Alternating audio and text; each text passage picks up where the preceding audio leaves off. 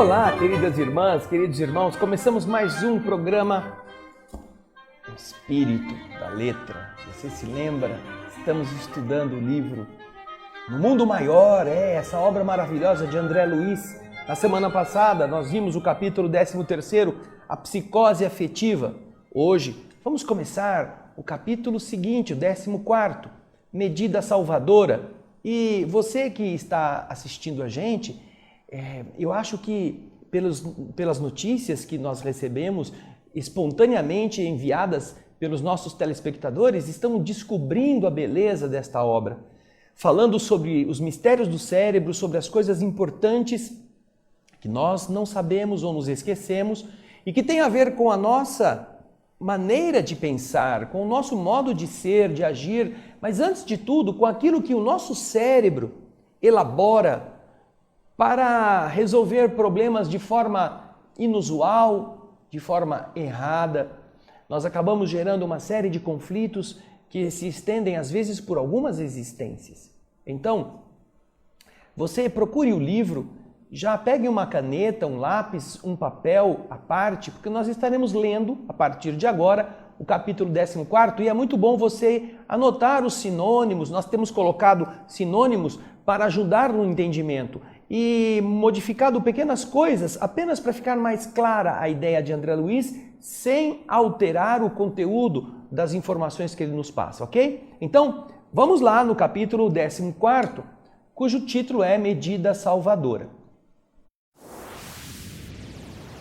Chegamos à nossa sala de leitura. André Luiz nos conta: havíamos terminado uma ativa colaboração em um elevado ambiente consagrado à prece, quando certo companheiro se acercou de nós, pedindo a ajuda do assistente Calderaro em um caso particular. Por certo, Calderaro já conhecia os pormenores da situação, porque entre os dois logo se estabeleceu um curioso diálogo. Dizia o informante: infelizmente, nosso Antídio não supera a situação, ele não sabe sair daquela coisa em que ele se encontra. Permanece em falência, em derrocada quase total. Vinculou-se de novo a perigosos elementos da sombra e voltou aos desacertos noturnos, com grave prejuízo para o nosso trabalho socorrista. E então Calderaro lhe pergunta: ora, não lhe valeram as melhoras da quinzena passada? Foi a pergunta do nosso orientador. E a resposta foi: ele as aproveitou para mais depressa voltar à irreflexão, disse o interlocutor com uma voz magoada, um tom de alguém que está contrariado. E Calderaro responde a ele dizendo: puxa, é notável que ele estava quase todo louco. Sim, respondeu o outro, mas conseguiu fruir outra vez, conseguiu retomar um estado orgânico invejável graças à sua última intervenção, Calderaro. Logo, porém, que se viu fortalecido, voltou desbragadamente, voltou sem nenhum limite aos alcoólicos. A sede escaldante, provocada pela própria displicência e pela instigação dos vampiros, desses espíritos sugadores, que de maneira voraz estão em volta dele como um enxame, destruiu o seu sistema nervoso. A organização do seu perispírito, parcialmente libertada do corpo denso por esses perniciosos processos da embriaguez, povoa a sua mente de funestos, de atros pesadelos, agravados pela atuação de entidades perversas que o seguem passo a passo. Que estranho. Está aí a orientação daquele que o acompanha, atestando um estado de desestrutura completo. E então, ouvindo isto, Calderaro perguntou: Por acaso ele estará em sua casa a esta hora? E o outro respondeu: Não, não.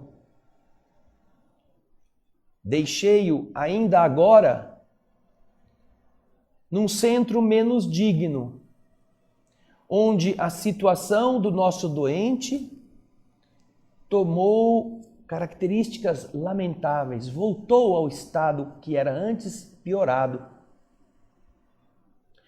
Então, não é? Em silêncio, o instrutor Calderaro estudou o caso durante alguns minutos e disse: Bom, nós poderemos providenciar. Contudo, se da outra vez nossa ajuda consistiu em devolver-lhe o equilíbrio orgânico possível, agora, neste momento, precisamos agir ao contrário. Convém ministrar a ele provisória e mais acentuada desarmonia ao corpo. Neste, como em outros casos ou processos difíceis, a doença retifica sempre, a dor sempre melhora.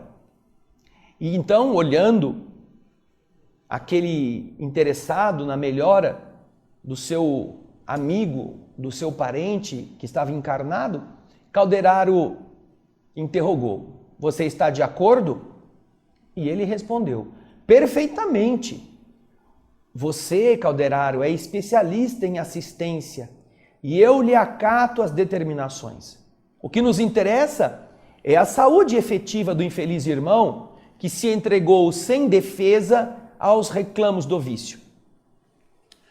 Aí André diz: Nós fomos então para o local em que deveríamos acudir o amigo extraviado.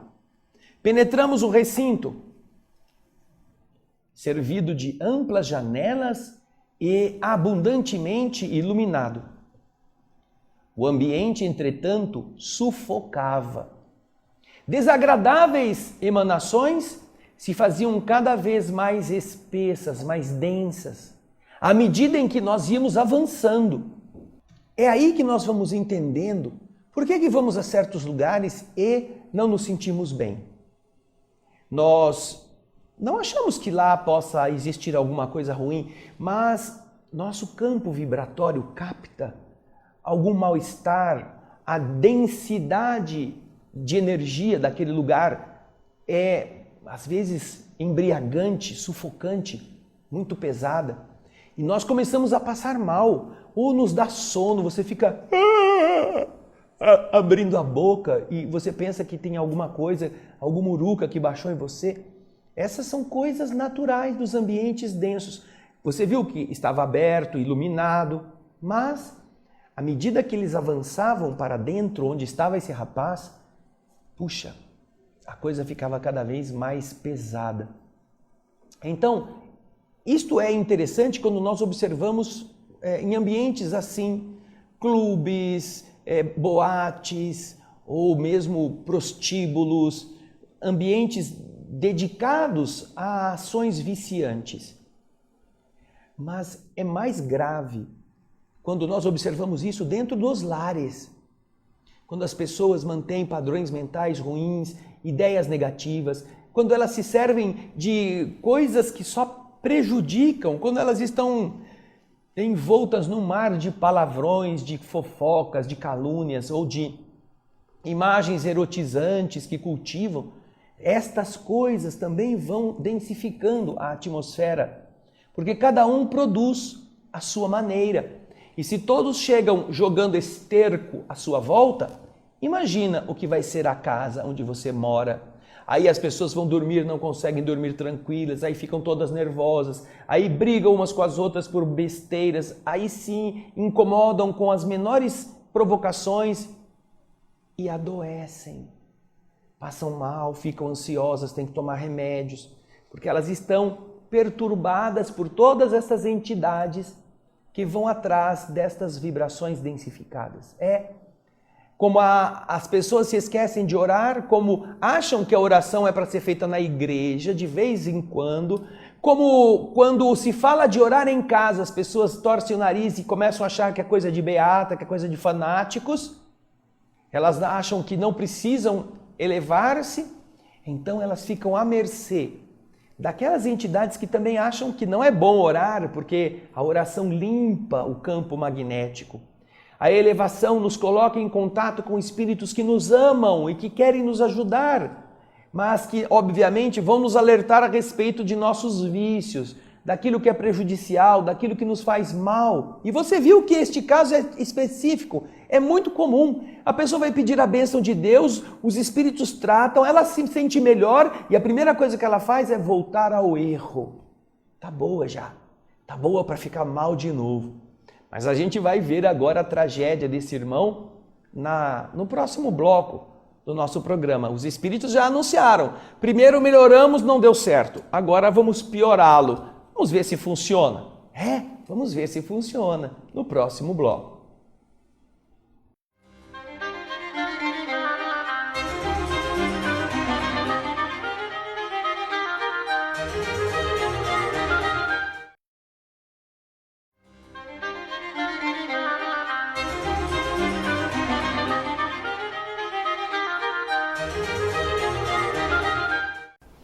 Estamos de volta com o nosso estudo do livro No Mundo Maior. O espírito da letra deve sempre ser visto como uma maneira de retirar os ensinamentos que estão às vezes ocultos ou passam sem que a gente perceba porque temos pressa. Portanto, vamos com calma na leitura e na avaliação de cada expressão para que nós possamos compor o cenário que André Luiz nos está apresentando, ok? Então, vamos esperar, eu espero você ali na nossa sala de leitura rapidamente, vamos lá. Nós havíamos parado naquele ponto do texto em que André Luiz Calderaro e o outro amigo vão ao encontro de um terceiro que estava passando muito mal semanas antes, 15 dias antes, foi ajudado pelos espíritos a recuperar o equilíbrio orgânico e, assim que se viu bom, voltou a fazer tudo que era errado. Só que agora está passando mal de novo. Então foram os espíritos ao encontro desse nosso irmão encarnado. Onde que foram encontrá-lo? Vamos lá? Diz o texto: no salão principal do edifício, onde estavam ali espalhados abundantes adornos, algumas dezenas de pares dançavam, tendo as mentes absorvidas, envoltas nas baixas vibrações que a atmosfera vigorosamente insuflava. Ali estavam ideias flutuantes, sensações bastante instigantes para todos os que gostavam daquilo. Indefinível e dilacerante impressão dominou o meu ser, diz André.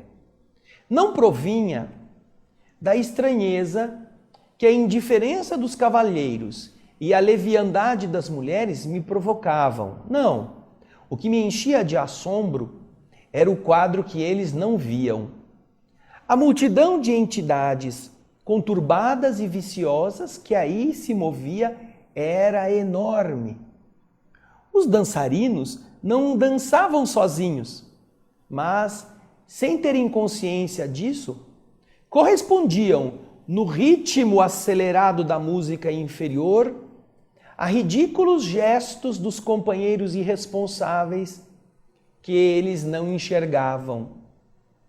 Atitudes simiescas, parecidas com a dos símios, dos macacos, apareciam aqui e ali, e de quando em quando, gritos histéricos feriam o ar. Calderaro não se deteve. Já se mostrava mais acostumado àquela cena, mas, não conseguindo reprimir, sofrear a estupefação que tomava conta de mim, solicitei a ele um intervalo, perguntando: meu amigo, o que nós vemos? Criaturas alegres cercadas de seres tão inconscientes e perversos? Mas será crime dançar? Buscar alegria constituirá falta grave? O orientador me escutou com paciência as perguntas ingênuas que me escapavam dos lábios, ditadas pelo espanto que chegara repentinamente ao meu ser e esclareceu. Que perguntas, André? Que perguntas? O ato de dançar pode ser tão santificado como o ato de orar, pois a alegria legítima é sublime herança de Deus. Aqui, porém, André, o quadro é bem diferente. O bailado e o prazer nesta casa significam declarado retorno aos estados primitivos do ser, com inequívocas, evidentes agravantes da viciação dos sentidos. Observamos neste recinto homens e mulheres dotados de alto raciocínio, mas assumindo atitudes de que muitos macacos talvez se envergonhassem. Todavia, esteja longe de nós qualquer recriminação. Lastimemos todos eles apenas. São fugitivos, trânsfugas, desertores da sociedade. E, na maioria, rebeldes à disciplina instituída pelos desígnios superiores para os seus passos na terra, para os seus trilhos terrestres. Muitos deles são profundamente infelizes, precisando da nossa ajuda e compaixão. Procuram afogar no vinho ou nos prazeres certas noções de responsabilidade que não conseguem esquecer. Fracos perante a luta, mas dignos de piedade pelos remorsos e atribulações que os devoram, merecem ser amparados com fraternidade. E, passando os olhos de relance pela multidão de espíritos perturbadores que ali se davam ao vampirismo, ao processo de extrair aquelas vibrações dos encarnados, e também se entregavam ao sarcasmo, à gozação, Calderaro ponderou. Agora, André, quanto a estes infortunados do mundo invisível, que fazer, se não recomendá-los, se não entregá-los ao divino poder? Eles também tentam a fuga impossível de si próprios. Alucinados, apenas adiam o terrível minuto do autorreconhecimento que sempre chega, quando menos esperam, através dos 1000 processos da dor, quando se acham esgotados os recursos do amor divino que o Supremo Pai nos oferece a todos. A mente deles também está apegada aos instintos primitivos e frágeis e hesitantes receiam a responsabilidade do trabalho da regeneração. Vendo que eu estava de boca aberta, estava assim, e faminto de novos ensinamentos, de novas lições, o assistente então me propôs, vamos deixá-los se divertirem. A dança nesta casa não lhes deixa de ser, em última análise, um benefício. Chegaram nossos amigos encarnados e desencantados aqui presentes, a nível tão desprezível que, sem dúvida, se não fosse o sapateado, estariam rodando lá fora em atos extremamente condenáveis. Tal a predisposição em que se encontram para o crime. Que o Pai tenha a comiseração de todos nós, disse Calderaro. Vejam só que interessante. Aqui, olha, os espíritos estão dizendo, estes encarnados são tão desajustados, tão perturbados, que a dança, o vinho e talvez a licenciosidade sexual lhes sejam um benefício. Porque se eles não tivessem onde esgotar essas volúpias, estariam na rua praticando crimes. Tal o estado de desajuste em que eles se encontram. Essa predisposição para o crime. E então Calderaro os encomenda, abençoando-os, e vão os dois em direção ao interior. Vamos voltar ao texto então. Demandamos o interior de maneira apressada. Numa saleta abafada, um cavalheiro de 45 anos presumíveis jazia, estava ali a tremer. Não conseguia se manter de pé. Deve ser o amigo deles, não é? Deve ser aquele que tinha se melhorado e que agora está passando mal. Vamos voltar a falar com você aqui. Esta é uma atitude muito comum das pessoas. Elas vão buscar a ajuda divina e quando encontram, ao invés de aprenderem com o sofrimento do qual se viram libertados, eles voltam ao mesmo hábito do passado. Eles voltam ao crime. Isto é comuníssimo em todas as crenças. Enquanto estão passando pela dívida, pedem ajuda. Enquanto estão passando pela enfermidade, frequentam as igrejas. Enquanto tem algum parente em situação difícil, oram, fazem promessas. Mas depois que se consegue o que estavam buscando, para quê? Já passou a tempestade. Então, nós observamos como os espíritos são pacientes, como eles nos amparam sempre que podem, mas às vezes o amparo significa o oposto do que nós estamos esperando. Nós vimos, e é isto que nos faz lembrar a palavra de Jesus, que o Evangelho nos ensina que primeiro nos visita a misericórdia. A misericórdia nos visita. A misericórdia nos dá crédito. A misericórdia vê o nosso equívoco, nos reergue. E então Jesus encontra pessoas que não tinham mérito, mas que pediam ajuda para se curarem. E Jesus as cura. Você imaginou uma lei que permitisse que quem não merece fosse ajudado? Então, é a lei divina. Jesus cura essas pessoas, mas diz a elas: vai e não tornes a pecar. Ou seja, você está assim porque cometeu equívocos. Por isso é que você ficou desse jeito. Mas agora você está sendo tratado e recuperado por fora. Mas os erros estão dentro de você, na sua mente, no seu sentimento. Então, não pense que porque agora você está bom na física do corpo, você já está curado. Você está com a doença incubada. Vai depender de agora você se tratar fazendo o bem, para que essa doença seja neutralizada. Porque se você não fizer isso, se você voltar a fazer as mesmas coisas que estava fazendo antes e que fizeram você ficar assim, a sua dívida é maior agora e coisa pior vai te acontecer. Esse é o ensinamento de Jesus. Vai e não tornes a pecar para que coisa pior não te aconteça. É porque agora a sua dívida é maior, porque a misericórdia te ajudou. Quando você despreza a misericórdia, vem a justiça. A justiça vem cobrar tudo. E a condição da pessoa depois é pior do que era antes.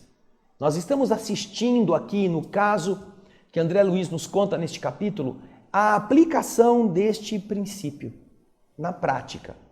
E no próximo bloco, nós vamos dar continuidade para ver o que está acontecendo e ver que o mundo espiritual é sábio para ainda assim ajudar aqueles que não merecem.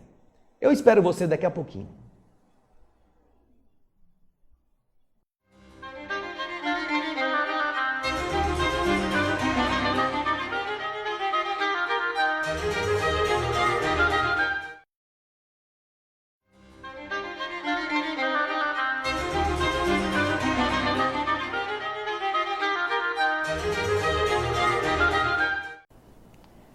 Estamos de volta com o terceiro bloco deste capítulo 14, muito interessante, que vai nos apresentar uma situação bastante comum.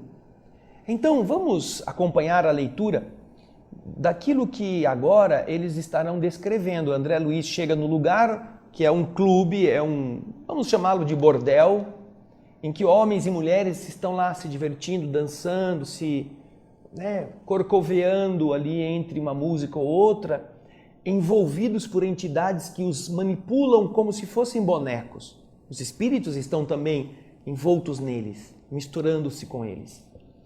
E eles vão encontrar aquele que vão atender em uma saleta abafada, passando mal. Vamos ao texto então. Calderaro examinou o homem detidamente e perguntou do novo amigo que nos acompanhava. Ora, faz muitos dias que ele voltou às bebidas alcoólicas? Exatamente há uma semana, respondeu. Nossa, dá para notar que ele se esgotou rapidamente. Enquanto ele começava a aplicação de fluidos magnéticos, o orientador aconselhou-me notar os característicos do quadro dantesco, do quadro pavoroso sob nossos olhos. Antídio, que é o nome do nosso irmão, doente e desventurado, apesar das condições precárias em que ele se encontrava, reclamava um copinho, sempre mais um copinho, que um rapaz de serviço do ambiente ali lhe trazia obediente. Os membros tremiam, denunciando-lhe o abatimento. Gelado suor escorria do seu rosto e de vez em quando desferia gritos de terror selvagem. Em volta dele, 4 entidades embrutecidas submetiam Antídio aos seus desejos.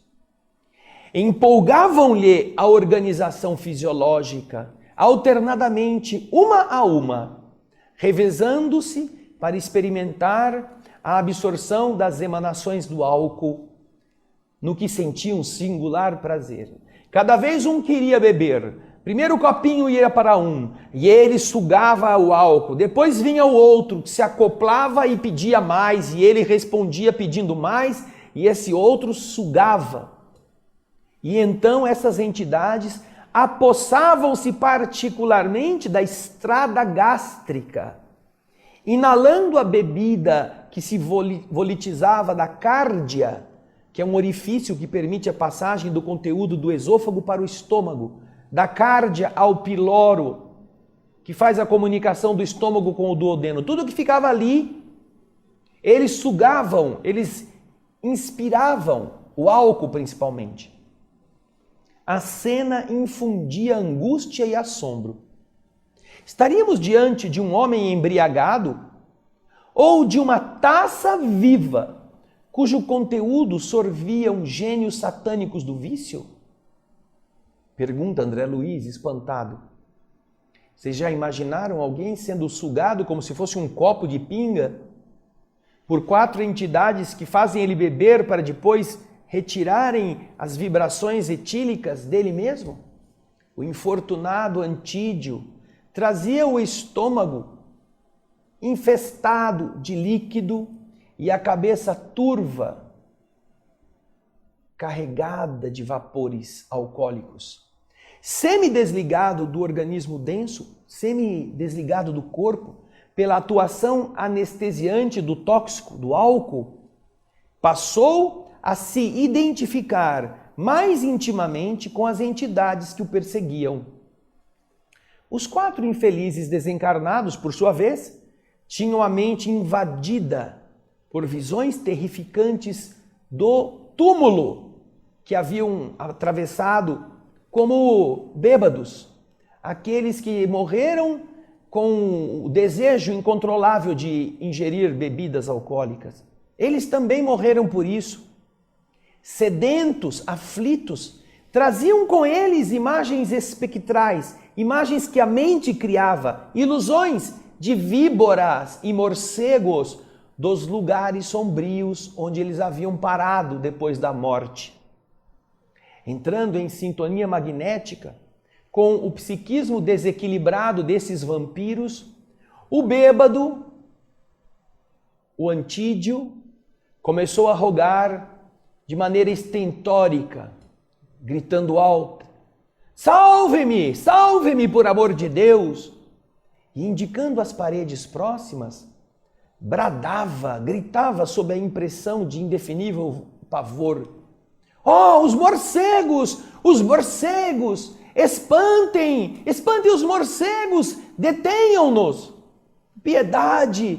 Quem me livrará? Socorro! Socorro! Gritava ele. 2 senhores, também perturbados pelo vinho, aproximaram-se espantados. Um deles, porém, falou para o outro, tranquilizando: nada demais, é o Antídio de novo. Os acessos voltaram. Vamos deixá-lo em paz aqui. Enquanto isso, o desditoso bêbado continuava bradando: Ai, uma cobra! Aperta-me, me sufoca! Que será de mim? Socorro! Gritava. As entidades perturbadoras timbravam nas atitudes sarcásticas, marcavam-se por gozarem dele, gargalhavam de maneira sinistra. O infeliz as ouvia. Essas gargalhadas ecoavam no fundo do seu ser, e então ele gritava, mesmo cambaleante, tentando investir contra os algozes invisíveis. Quem zomba de mim? Quem? E fechava os punhos e gritava: malditos, malditos sejam! A cena prosseguia dolorosa, quando o caldeiraro se acercou de mim, esclarecendo: quem será que é este Antídio, hein? Calderaro vai explicar para o André. Mas antes que nós continuemos com o capítulo, vamos voltar à análise disso que está acontecendo. E aqui o Antídio é apenas mais uma pessoa. Não é ele só que faz isso. Ele está num ambiente dedicado a esses gozos. Mas quantas pessoas não levam para dentro de casa as bebidas alcoólicas que vão usar como se fosse o elixir da juventude? Outro dia, conversando com uma pessoa que tem o hábito da bebida, dizendo-lhe do mal que isso faz, ele me respondeu: mas os ingleses, os escoceses dizem que o uísque é a bebida da vida. E eu lhe disse: então, por isso que eles estão todos mortos agora, não é? Uma pessoa inteligente, uma pessoa com nível cultural razoável que, de maneira tola e infantil, se desculpa com argumentos piores do que de crianças. E isso dentro da sua casa. É claro que não haverá aquele ambiente pestoso em que o Antídio se encontrava, mas as entidades continuarão da mesma forma a sugar tudo aquilo que ela ingeriu. E aí, esse é apenas um mecanismo do álcool, mas é assim com a droga, é assim com a comida. Comida. A pessoa que não se equilibra para comer, ela também é vítima de vampiros do prato, que vão tirar do estômago as emanações agradáveis do sabor. Vocês viram que essas entidades, elas carregavam imagens terríveis à sua volta. Porque quando elas morreram também mal assessoradas, eram bêbadas quando estavam encarnados, se viram logo depois do sepulcro transportados para ambientes penumbrosos, trevosos, onde estavam aquelas imagens de serpentes, de vampiros ou de morcegos. E eles carregavam isso consigo, mas desejando encontrar alguém que se tornasse o veículo do álcool que eles não podiam mais tomar por conta, aproximaram-se de Antídio, como poderiam se aproximar de qualquer pessoa. Não estavam ao lado do Antídio porque tinham raiva dele, porque queriam persegui-lo de outras vidas. Não! Estavam com o Antídio porque o Antídio era o alambique naquela hora. Poderiam estar com qualquer outro, como procuram qualquer outro que esteja fornecendo para eles aquilo que eles estão buscando. E assim acontece com a raiva, o sentido de vingança ou de força, de briga. Os valentões têm sempre a companhia de espíritos assim avalentados, abrutalhados, que querem viver daquelas emoções da adrenalina, da briga. A mesma coisa com o sexo.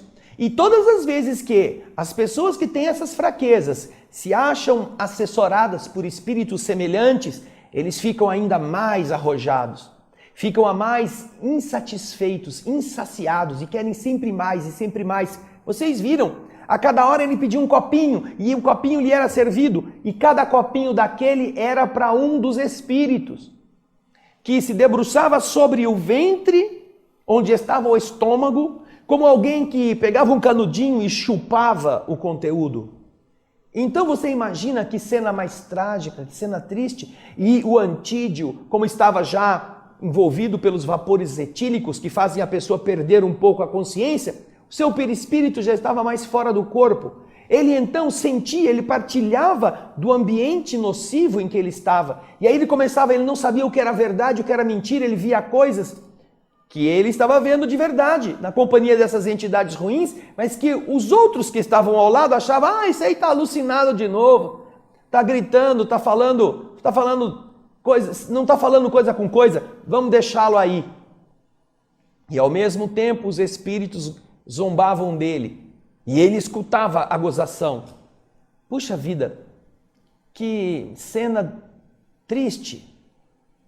E agora então, Calderaro vai explicar para André quem é o Antídio e o que eles têm que fazer para ajudá-lo. Isso vai ser no nosso próximo bloco, o último deste capítulo 14. Eu aguardo você daqui a pouquinho.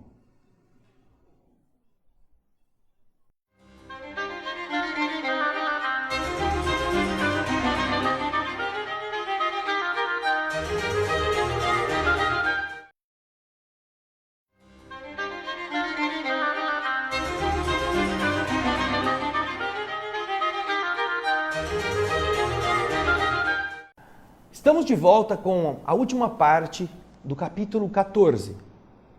Nós vimos já a condição deplorável de Antídio, mas quem será esse homem? E agora, na sequência do texto, Calderaro vai nos explicar. Veja o que ele diz. Ele é um deplorável pai de família que, incapaz de reagir contra as atrações do vício, se entregou inerme, se entregou fraco, frouxo, à influência de malfeitores desencarnados que são afins com a sua posição desequilibrada, que são bêbados como ele.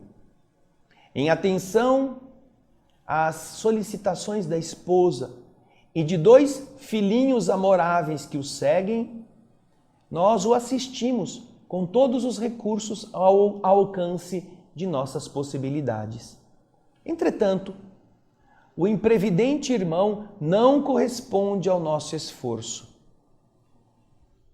Sai de todas as tentativas, mais e mais disposto à perversão dos sentidos.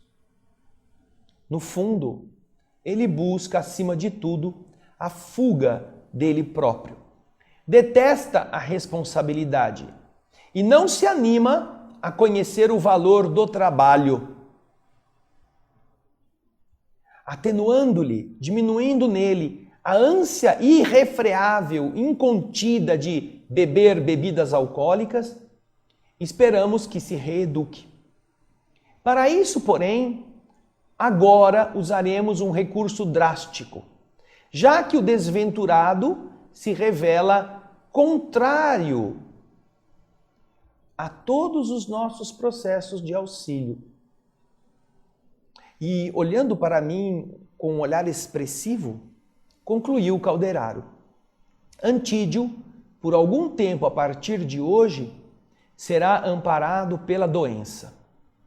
Conhecerá a prisão no leito durante alguns meses, a fim de que ele não apodreça o seu próprio corpo num hospício, o que se iniciaria dentro de alguns dias, se ele continuasse assim, lançando nobre mulher e 2 crianças em pungente incerteza do porvir.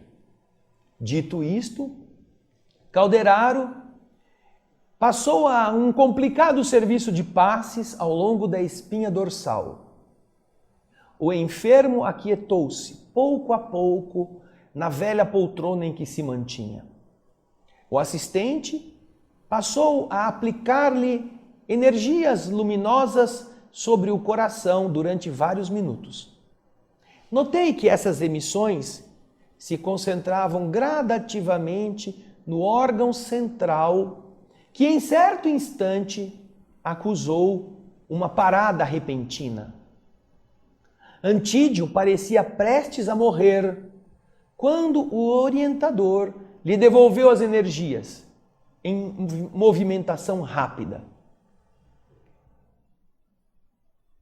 Colhido pelo fenômeno circulatório, que lhe valeu tremendo choque, o desditoso amigo se pôs a pedir ajuda em altos gritos. Havia tamanha inflexão de dor na voz lamentosa que grande número de pessoas se aproximaram, penalizadas. Um piedoso cavalheiro tomou o seu pulso, verificou a desordem do coração e rapidamente requisitou um carro da assistência pública. Em breves momentos, Antídio era transportado em maca de hospital para receber socorro urgente, seguido de perto pelo solícito benfeitor espiritual. Retirando-se em minha companhia, Calderaro acrescentou de maneira tristonha: o infortunado amigo será portador de uma nevrose cardíaca por 2 a 3 meses aproximadamente. Em vão, ele vai usar a valeriana, que é um tipo de planta medicinal, e outras substâncias medicamentosas. Em vão, apelará para anestésicos e desintoxicantes. No curso de algumas semanas, vai conhecer um intraduzível mal-estar, de modo a restabelecer a harmonia de todo o seu campo psíquico. Experimentará indizível angústia. Vai submeter-se a medicações e regimes que vão diminuir-lhe a tendência de esquecer as obrigações sagradas da hora em que está vivendo e vão acordar-lhe os sentimentos devagarinho para a nobreza do ato de viver. Notando-me a estranheza, o assistente concluiu: que fazer, meu amigo?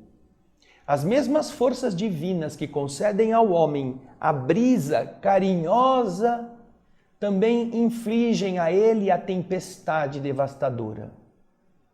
Uma e outra, porém, são elementos indispensáveis à glória da vida. Tanto a brisa quanto a tormenta são criaturas da natureza, cada uma com uma função. A bênção pode estar na brisa, que sopra a flor do dente de leão e espalha aquelas pequeninas sementes flutuantes para que possa cair suavemente alguns metros depois.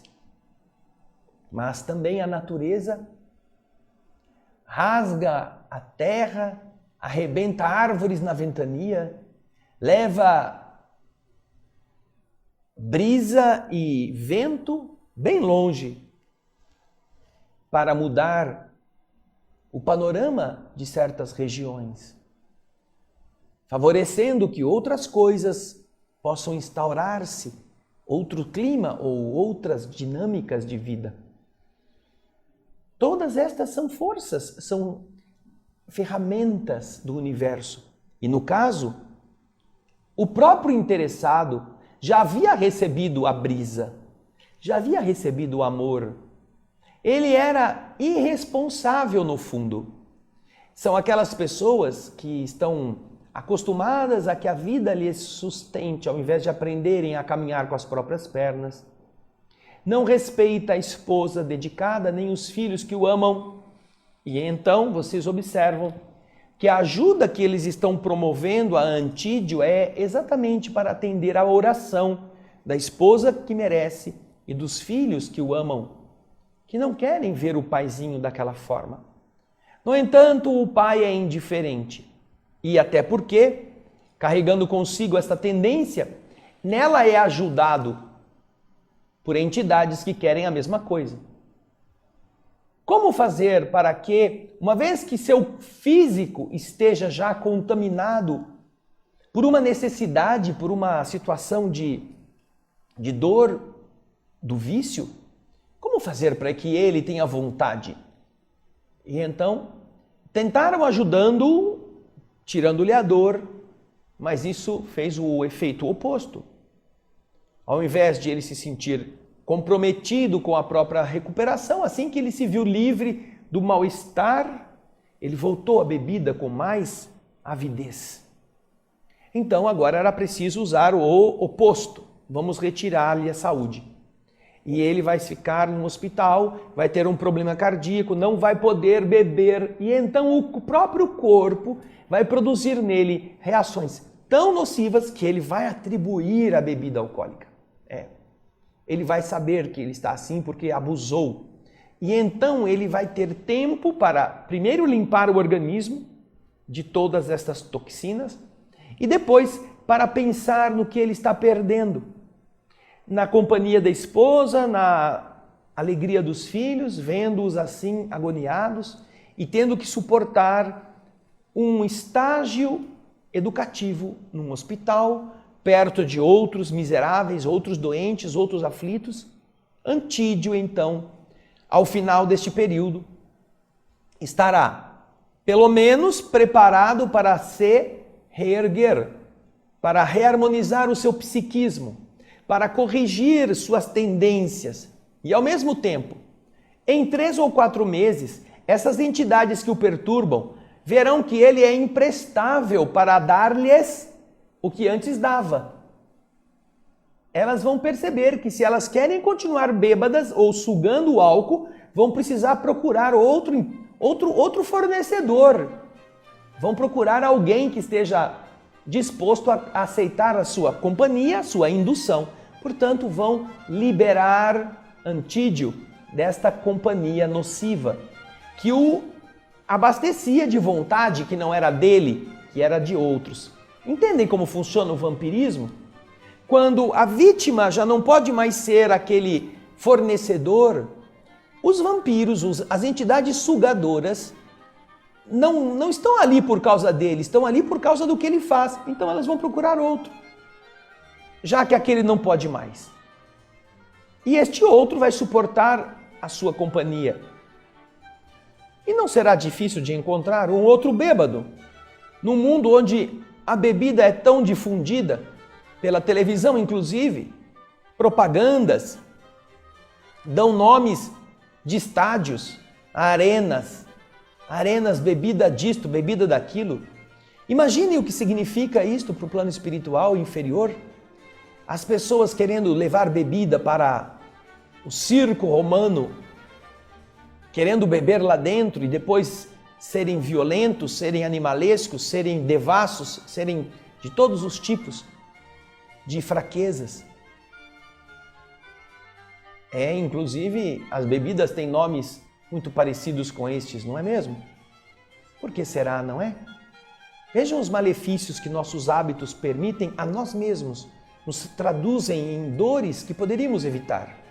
E esse é o tipo de ajuda que às vezes nós precisamos. Queremos ficar bons, mas se ficamos bons, pioramos. Então é importante ficarmos maus, porque quando estamos sofrendo, aí melhoramos. Por dentro. Bem, estamos então nos preparando para o capítulo da próxima semana. O capítulo 15º, cujo título é Apelo Cristão, nos espera. E eu quero que você já vá promovendo a sua leitura, já vá atrás dele, porque é um ensinamento. Todo o capítulo é uma preleção de Eusébio. Aquele mesmo Eusébio do começo. Mas isso vai ser para a próxima semana. Obrigado pelo seu carinho, visite o nosso site, visite o nosso canal no YouTube, visite e faça download do arquivo, fale para os seus amigos do Espírito da Letra, porque tem muita gente, tomando umas pingas sem saber o mal que vai fazer para ele mesmo, não é? E o próximo programa espera você. Muito obrigado pelo seu carinho e muita paz.